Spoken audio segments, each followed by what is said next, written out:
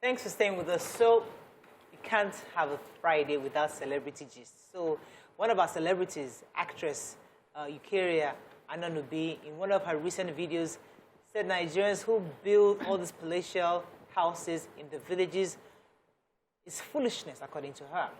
She said it's not wise to spend so much money to build a house in a place you rarely stay. Instead, use that money to provide affordable accommodation for those who are in dire need of it. Now, that obviously is a noble sentence to say, but in reality, many people feel that, listen, my responsibility just to my family members or to my mother, my father in the village. So if I get wealthy in the city, I go to the village and I build a house there. Maybe my parents can stay there. Sometimes they don't even want, some people don't even allow their parents to stay there. Yeah. There's nobody there, they leave it empty. Yeah. Because you drive home, you drive to this place and you see, I remember when I used to go to see Daddy Nikiti, Femi's dad, and you know, you see a lot of lovely houses and it's just locked up. Yeah.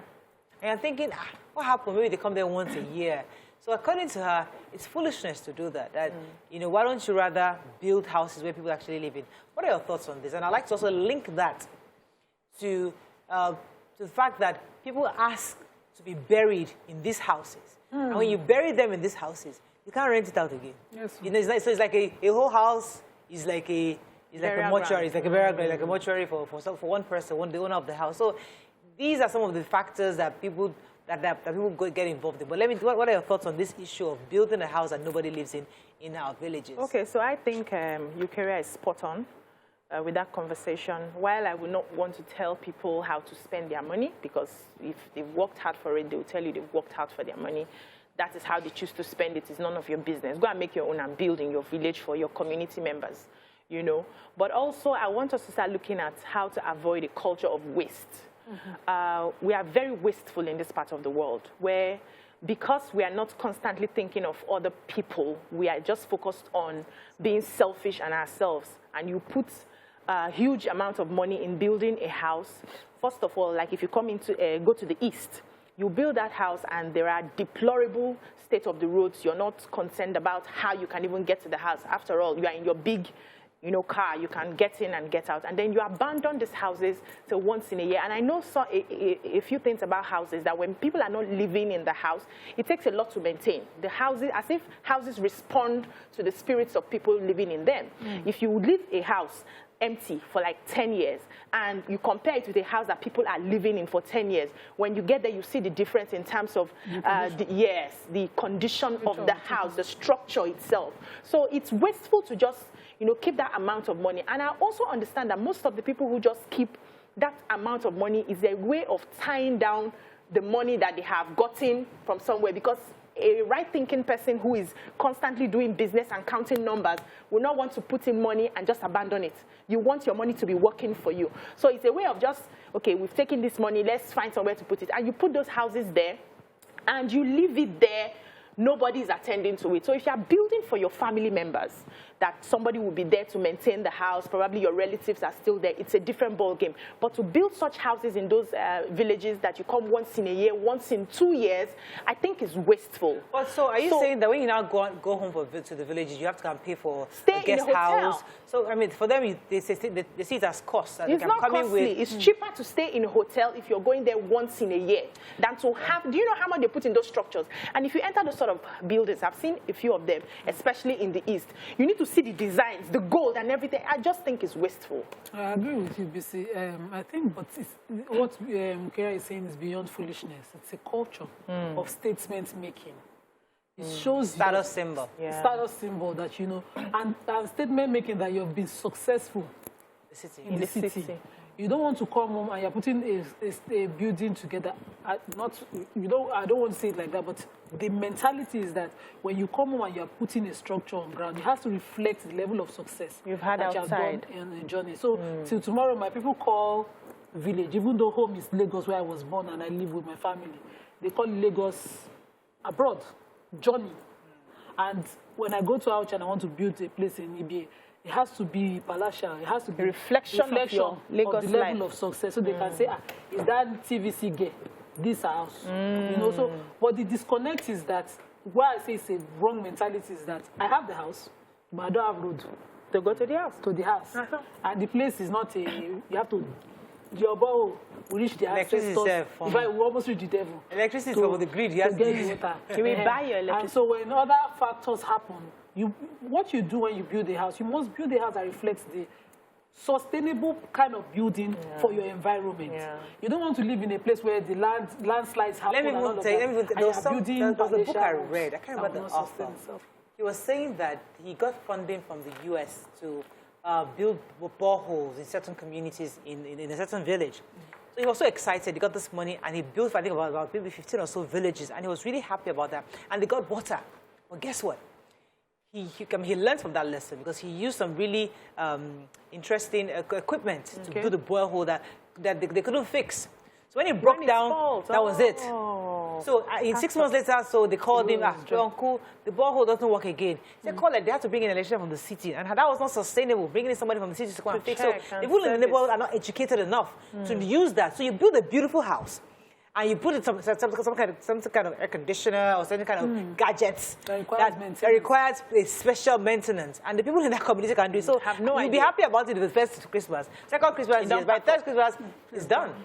So you've just wasted all this time and there's nobody. So it's part of what Eucharia is probably pointing at. But let me come to you, Morayo. Yeah, I agree with her. And I think that a lot of these things happen because people were looking for... The ones that I know of that I have seen happen are people who, at a certain point in their lives, they had the money to have these houses all across the country and abroad. But then, you know, life happens, and then you have this village home that you don't visit as much. And then you also, life happens, children are not going back to the village as much. So we used to have people who, that village house did not sit empty. They visited it maybe 3 to 4 times a year. Yeah. But their children have, you know, they've grown up differently. They don't really have any ties to the village. For the parents is that maybe I grew up in this village and I'm going back to even see my roots, my old friends, my old community. But for the children, they never grew up there. They just come to visit and are counting the time for when they will leave. So when those parents pass away, then you have houses that are left empty. Now, you know, there's also that mentality which you sort of highlighted where you're supposed to go away and then send money home so that you develop where you are. But the way we develop is to show, see, look at who I am, look at how big I am. So really and truly, if we want to do it right, and I think Oyibo people know how to do these things right, they build a community center. They build a health center, you know, things like that. Yes, we don't want to tell anyone how to spend their money, but if we're talking about how do we build sustainable, you know, legacies, I think these are the sort of things that you can hold on and say they are legacies, because your house would run down, but that health center will forever have your name or your name on it, and people will constantly refer to it and how it has helped different lives. Let me take Helen that comes to you, because you touched on some really important points I would like to hop on. Helen, are you there? Thanks for calling. Hello, good morning. Yes, good morning. You're live. Go ahead, please. Good morning, Morayo. Good morning, ladies. Okay, I love this conversation. I hope the Igbo people are not listening. So, I'm from Delta State. Yes, we have a village house. In fact, let me call it a resort that my late dad built there before he passed away. A resort with golf course, with palatial, in fact, many chalets, 8-bedroom house, ground, swimming pool, barbecue. Wow. My dad built it. He passed away 6 years ago. And to be honest with you, it's been horrendous for trying to keep that place alive. So we have to. We have security people that we keep there sometimes. Sometimes they go. We have to do the gardening and try to do the lawns and make sure the landscaping is. But I tell you, we're getting tired. So we have to spend money. The last time we went there, we went to Asaba to go and stay. We went to stay in the hotel, and then we would come back, you know, village to just see what they're doing. But we never slept there. So sometimes I ask myself, why do we really have this? I mean, I didn't build it. My dad built it. I don't know why we have it there or what. Thank you, Helen. Oh, Helen, you just gave us a fantastic angle, which I'd like to stay on, because we see this a lot. somebody has a beautiful idea for a lovely resort. It happened with Tinapa. Tinapa was a phenomenal idea. But it was put in the center where, I know Moabudu tried to bring the whole of Ebony life to Tinapa. But eventually it wasn't sustainable. They didn't have power, they didn't have that. They had tried to so hard to make it work. Eventually they had to leave. So Tinapa is in the middle of, Cross River State, and they don't have the economic capacity to make that thing come alive. The same thing, you build a Disneyland in the community, and everybody's coming all the way from all the world to come to Disneyland. So he had a fantastic idea to have that resort. But the community at that time, they probably don't need a resort. They need probably houses to live in. They need somebody to build nice townhouses or big houses for that kind of affordable housing for the average person. So sometimes is that priority, what do we think is right for us to build in these villages? What is and it goes back to what I always say. Those of us that like to eat bacon, I go back to this bacon. Can you sustain bacon? So you travel abroad and you eat bacon. Like, I want bacon. You bring bacon with dollars to Nigeria. When it is ogi, that the community where you grew up can take. So instead of you to refine ogi, make it affordable, this is what the people will eat, and you will make money because it's pure water. Pure water, people are buying money in pure water. But no, you have to bring in the champagne, give me a name of the champagne. Yes, now Moët and all that. You got to bring those things. So it goes back to this: you're building a resort in a community where it can't sustain it. So I think we need to start paying attention to the reality on ground and taking away the ego of who I am and what I have achieved. So if you take away that ego and you say, okay, I want to connect to my roots, I want to build a place in my village so that at least my children can come from time to time, we'll have somewhere to stay. And you make it like a regular bungalow thing that you can build. And always ensure that you have somebody, maybe a relative, who will be managing the house. It's easier.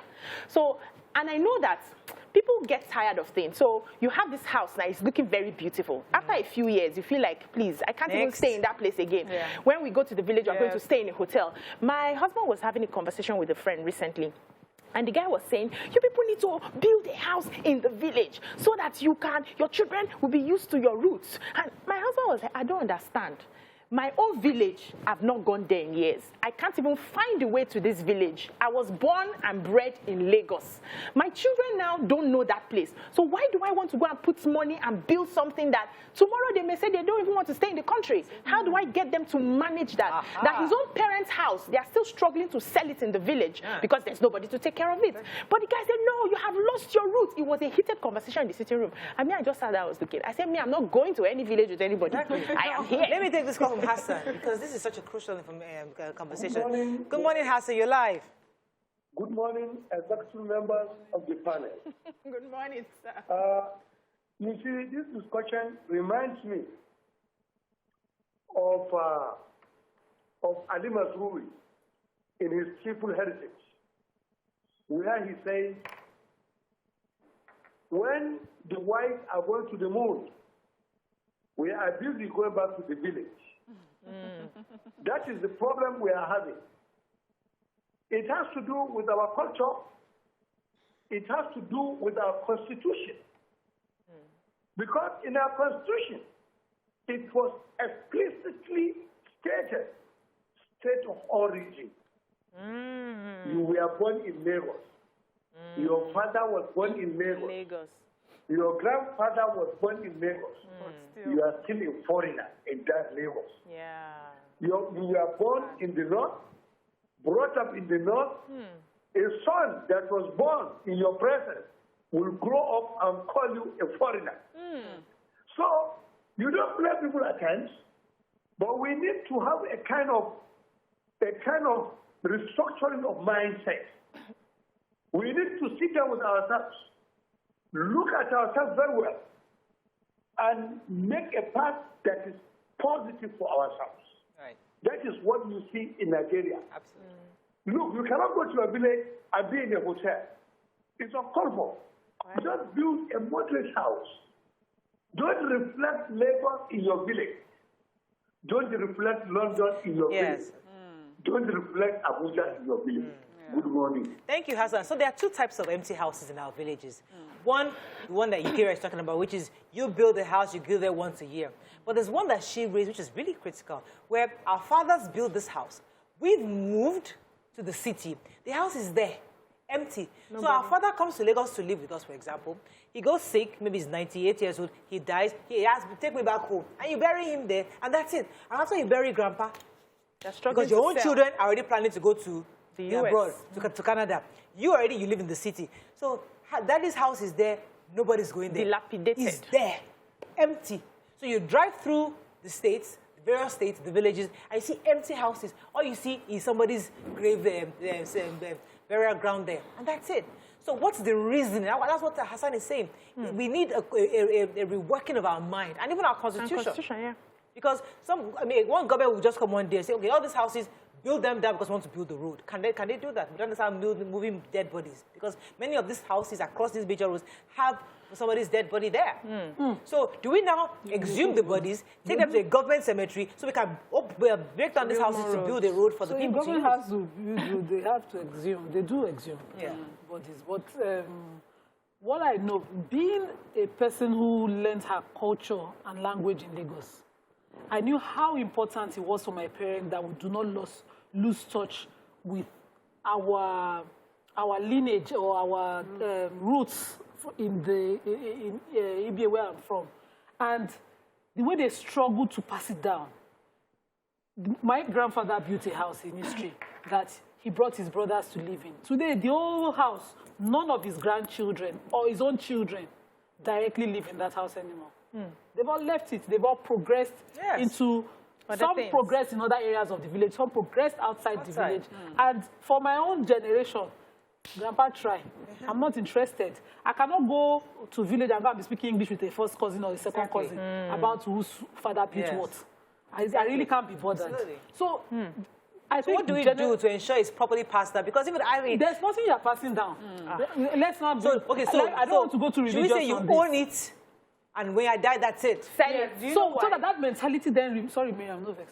That mentality then removes this corrupt mentality that our Toshimon mentality. So some politicians have that mentality, and that's why they will build and take and build things they really don't need. Which one do you need exactly? It's only where you stay. And when you die, only where you bury. I'll come to you, Fashola, I believe. Good morning, Fashola.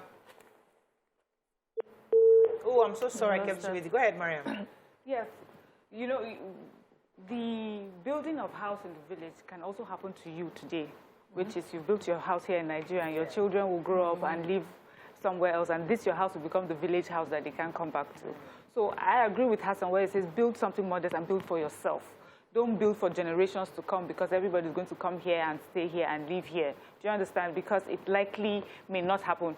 And we can say that confidently because it's been shown that it doesn't happen. But there are families that are able to sustain that, and I don't know what they do. I would like to find out what they do, that no matter where the family is, at certain periods, certain periods of the year, they all come back, grandchildren, great-grandchildren, and you're able to look at pictures of, your great-grandfather. They are able to do that, but they're very few.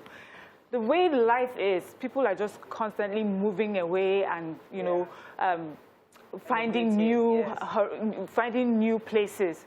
So I think, as I said before, our legacy should be less on the houses that we build for ourselves and more things that we can build for communities, things that will outlive us and serve communities long after you're gone. And that's what I think we should do. That example you gave, where people come home from all over the world. Yes, it happens when you have like a matriarch or a patriarch still alive. Once that person passes on, the link, that's the person that brings you home. That's so that person, there are very few families, even after the original matriarch or patriarch passes, they still are able to do it. That's why I said it will be interesting. It will be very good to be able to find out what they're doing differently. Let me take this call from Chidi. Chidi, are you there?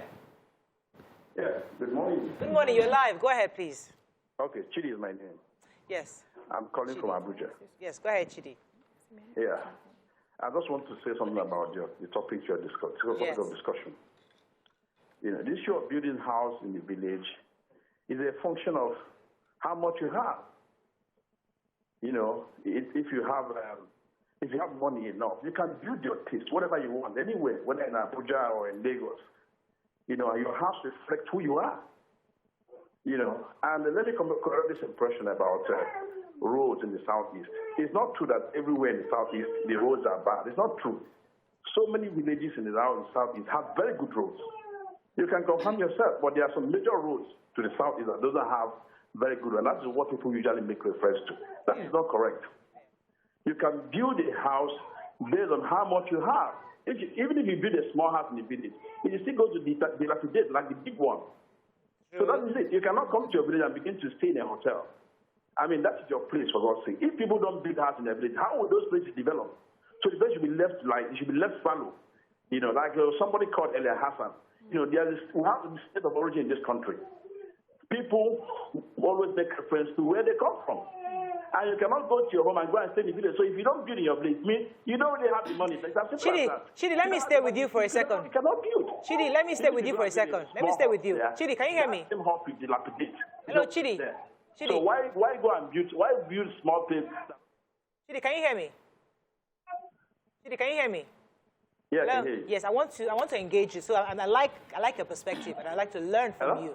I like your perspective, and I like to learn from you. So the conversation started when people say that you build a house in the village and you abandon it for a whole year and don't come until next year, December.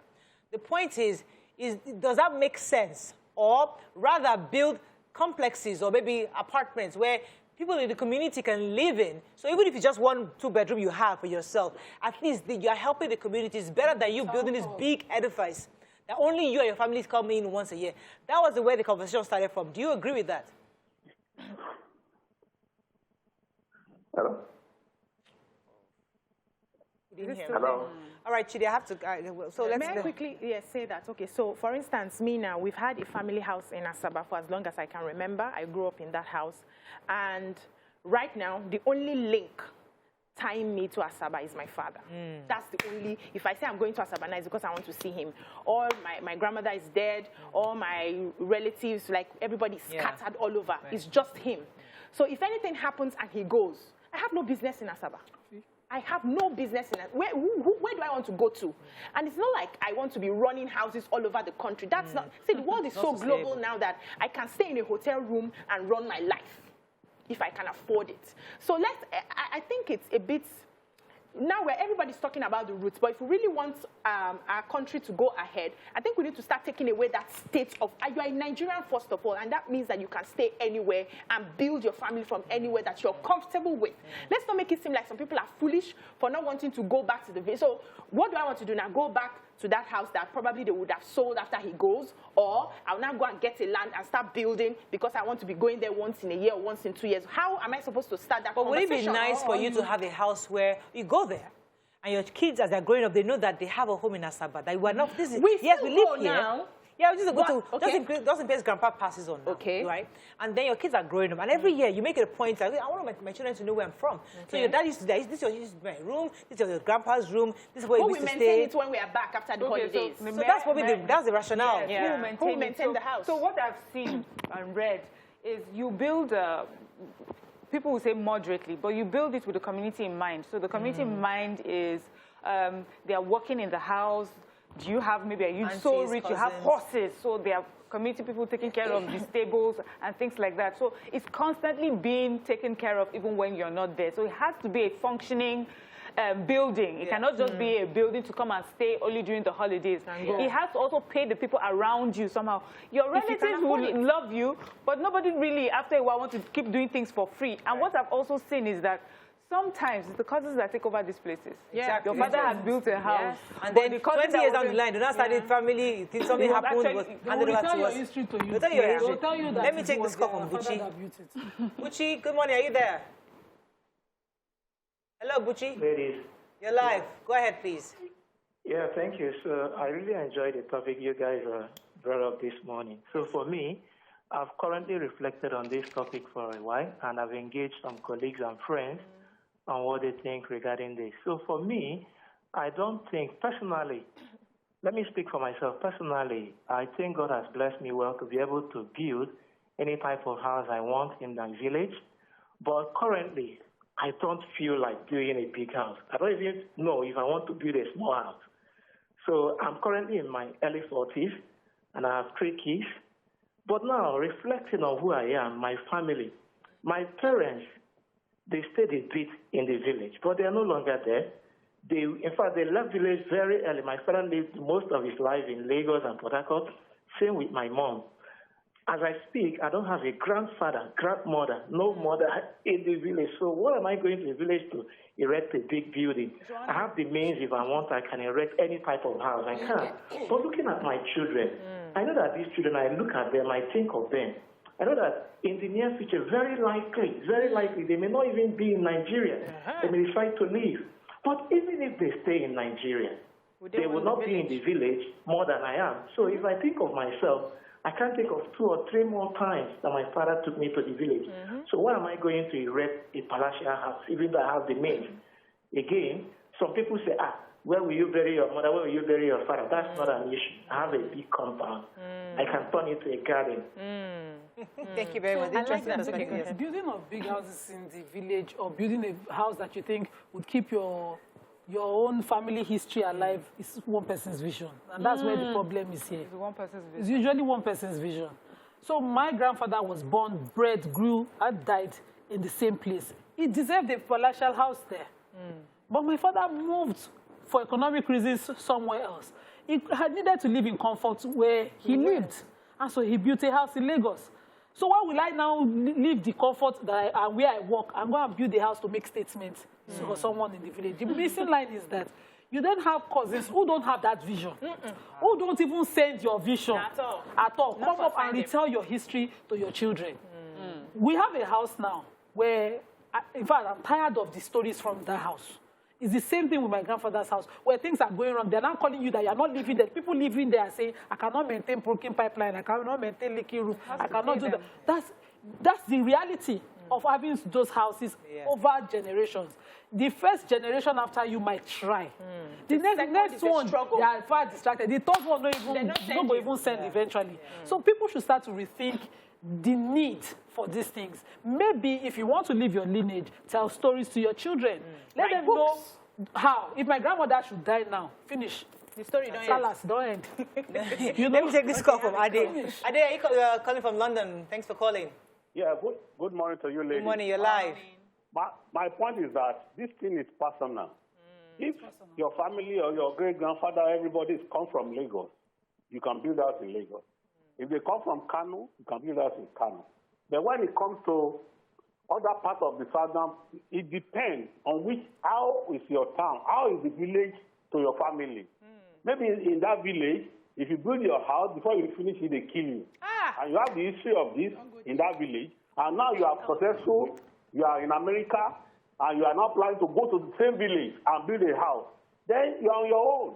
And 75% of children we are having today, most especially in diaspora, if they visit Nigeria at all, they will go to Abuja or Lagos. They will have no time to go to any village. So what's the essence of going to the village? If you want to help your village, look for what they want, maybe school or health center or borehole. Do something for them and get out from the place. Yeah, I'm not in support. Fantastic. Thank you very much. You know why I screamed there? You know why I screamed? Because I was preparing to go there. So we've had some villages that for every time you get there, there's always, I don't want to go personal now. There's always negative energy, and probably you've gone to visit and you're coming back and all your children are sick, or something happens on the road, and it seems like, okay, these are the ones that went to the cities to go and make money. Now they have come and we will pepper them, we will show them. And you are not very, it feels like you are not received in that sort of village. Would you advise that sort of person to go and build a house there? You are hiding yourself in the city. Nobody knows whether you drink garri or not. They just once in a while stumble on pictures. And then you now go to the village and expose yourself that you have money. You want to build this sort of house, and you're not able to live to even enjoy the house. So people have different reasons why they stay away from the villages. And I don't think anybody should judge them based on that. Exactly. If you're comfortable being a Nigerian, I mean, see, as far as I'm concerned, I'm a global citizen. If it doesn't work like this, I will go somewhere else and I will survive. I don't necessarily have to go to the village. I know my history, I know my roots. I'm going to try as much as possible. Like one of the things I wanted to do to try and sustain my story so that we don't leave it, because I came from a very peculiar village in Asaba, Umojife, is to get my father to tell a story. So I'm putting it in a book that my children can read and remember. I don't have to Every American is not from America. I mean, they all came in from Europe. So they didn't have to go and sell their bikes. Okay, their forefathers didn't have to go and build. Okay, your Irish roots or your German roots. One of the reasons why we can build big houses and just lock them up, we don't pay tax on this.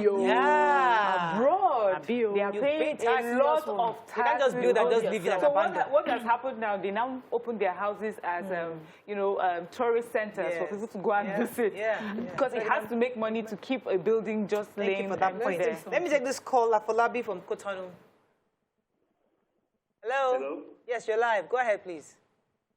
Yeah, AFOLABI from Cotonou. Yeah, thank you very much. This topic we are discussing is a very important one for every man, equally for every Nigerian woman. Yeah. You see, I subscribe to the point that it's not a bad thing for you to build a house in your village. It's a good idea because of tomorrow. You know, we all talk about plan B or no plan B. You don't know what happens later. That place you build in the village may be what will rescue you at the end of the day. Maybe the only thing you come back to meet after you have retired or if anything happens. Remember what happened to our people after the experience of the Civil War in Nigeria, where you have to go back to your roots. If anything happens now, if chicken comes to roast, you have no place to call your place than your village. That's where you feel safest. And it's not bad if you have a place there. It's a shame for every African man not to have a place of abode where in a place where he calls his origin. If something brings you to your village, for example, I'm not even in Nigeria, I don't talk of being in the village, but I have a place in my village. If something should bring me home, I have a place to put my head.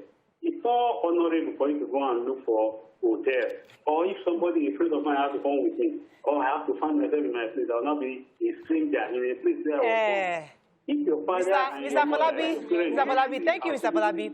You know, my father took me to my village as a child. You know, he took us down to Tokumbo streets on the island.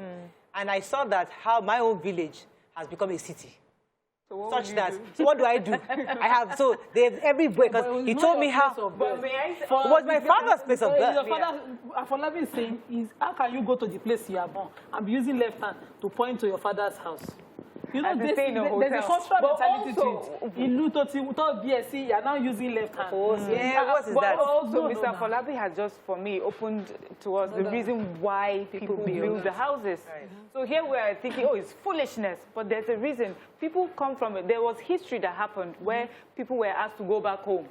So for that sort of person who has gone through that experience, there has to be a plan B, and plan B is find a place in your house with your people where people know you and know your roots. But I think life has changed. A lot of things have happened since then. So life has evolved. We too will evolve in our investments and where we put roots eventually.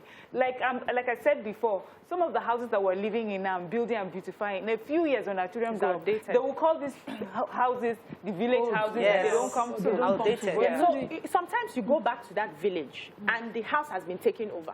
What then happens? Not government, family members. Taking it over. They've taken it over. They don't have a space for you. So what do you have? What happens? You leave them. Life happens to everybody.